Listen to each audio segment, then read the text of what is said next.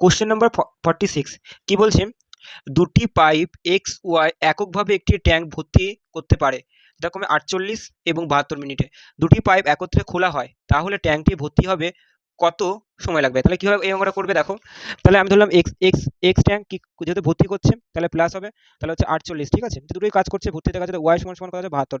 এদের এলসিএম কত হবে? তাহলে এদের এলসিএম কত? 48 72 এলসিএম কত হবে? 144। তাহলে এ কাজ করবে, এদের এফিসিয়েন্সি কত হবে? তাহলে 3, তাই না? আর এটা কত হবে? 2 হবে। কি করেছে? ভাগ করেছে, ঠিক আছে। তাহলে এক্স প্লাস ওয়াই এটা কত কাজ করছে একদিনে? 5 এফিসিয়েন্সি কাজ করে, 5 মিনিট কাজ করছে।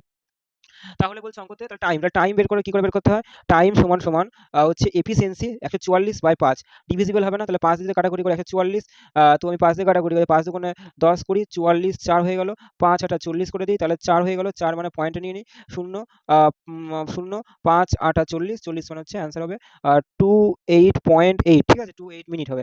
তো অপশন নাম্বার দেখে নাও, অপশন নাম্বার হচ্ছে 3